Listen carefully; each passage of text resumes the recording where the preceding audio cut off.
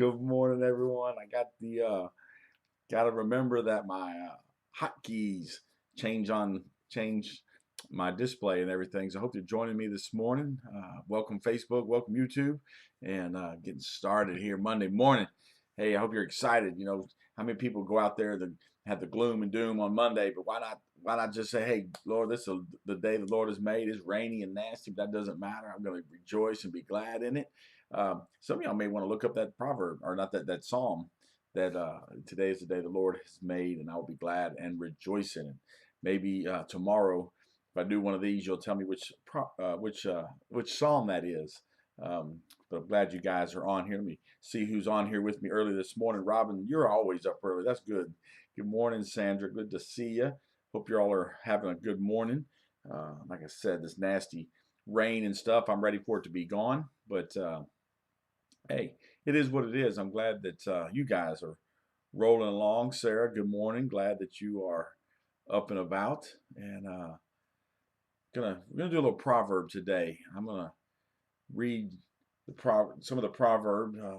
Today is it's March 1st, and we should be doing a proverb a day. So it's always good to just start the month off.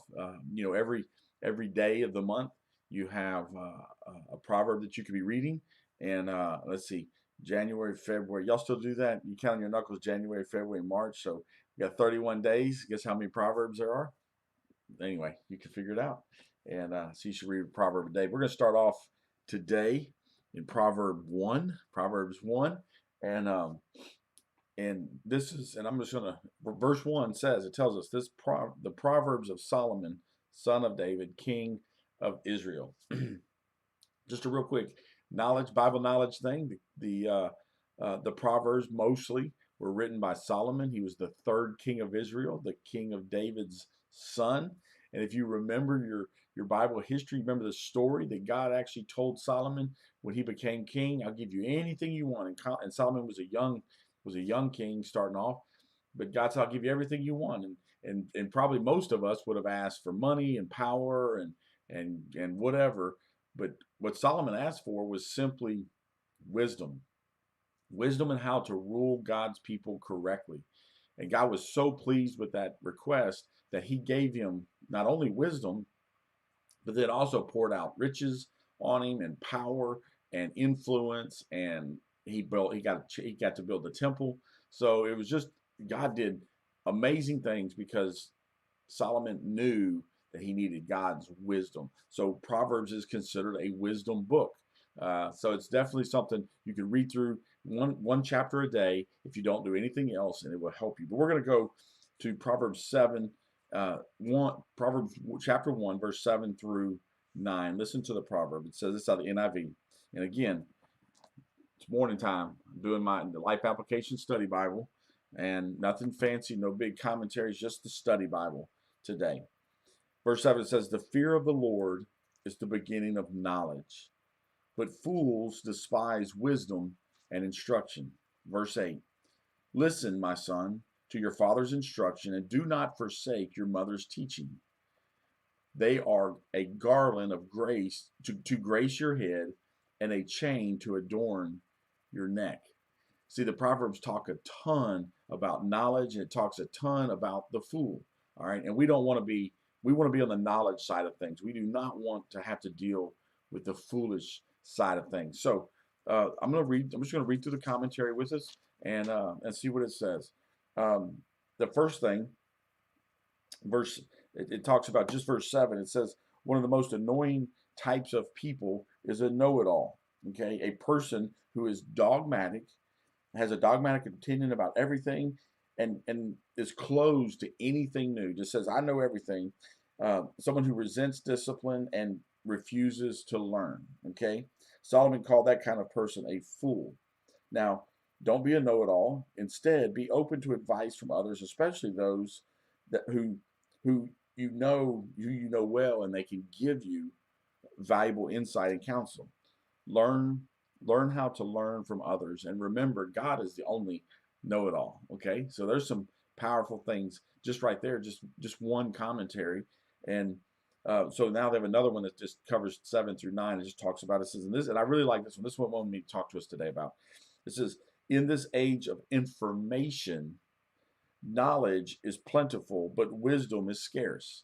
Let me say that again. It says, in this age of information, knowledge is plentiful, but wisdom is scarce. Wisdom means far more than simply knowing a lot. It is a basic attitude that affects every aspect of life. The foundation of knowledge is to fear the Lord, to honor and to respect God, to live in awe of his power and to obey his word. Faith in God should be the controlling principle for your understanding of the world, your attitudes, and your actions. Trust in God, and he will make you truly wise. The fear of the Lord is the basis, is the beginning of knowledge. To truly be able to apply information and understanding and all of that is truly understanding who God is. All right, that's the biggest thing. God, your emphasis on God should control every aspect. When something bad happens against you, somebody comes out against you, you should compare that to God. What's God's love for me? When I feel like I have no provision and nothing's going to happen. No, what's God's promise to me? Compare everything to God. And if you begin to do that, that's when you're in awe of how good he is and how great he is, then you're going to have all the knowledge that you need. And then the last little commentary here, this is on commentary on verse 8. Let me read verse 8 for you again. It says, listen, my son, to your father's instruction and do not forsake your mother's teaching. The commentary for that, again, this is why I really recommend that you have a life application study Bible. The commentary says, our actions speak louder than our words. This is especially true in the home. Listen, parents.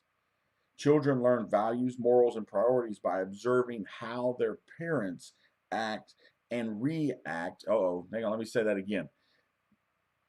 Children learn values, morals, and priorities by observing how their parents act and react every day. How you act to things, how you react to things, how your actions going forward and your reactions to circumstances, how you do that is how your children are going to do that. All right.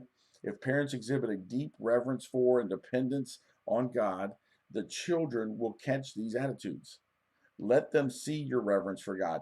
Teach them right living by giving worship an important place in your family life and by reading the Bible together.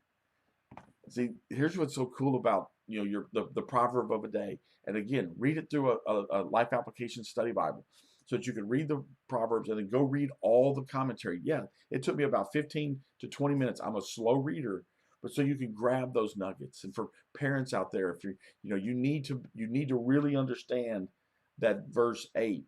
Verse 8, you would look, if you first read it, let me read it again. It says, listen, my son, listen to your father's instruction and do not forsake your mother's teaching. If you just read that, you would think that, well, that's for my kids. Well, it is for your kids. It's telling your kids to watch you.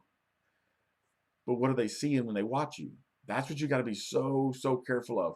So make sure that you're doing this. As we take off on our Monday, let's make sure we're living for Jesus. Let's make sure we're living in the character of God. We've got to learn the character, and then let's live in his character. Let's place all of our reverence to him and our all to him.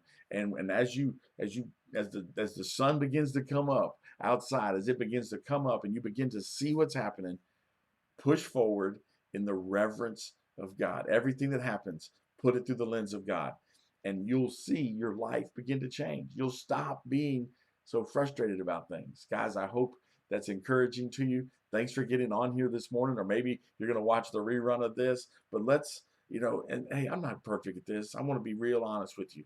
This sometimes is a struggle for me to get up and just spend this first time with God. I love doing these videos because what happens is it stirs me to at least have spent some time with God myself. So guys, this is your time this week. Let's all make a pact. Let's see if we can make it all the way to Sunday. I won't do a video on Sunday. Well, I will do a video on Sunday. It'll be about an hour long as we do our church service. But let's see if we can go. And I got a busy week this week, and some of you are going to have a busy week this week.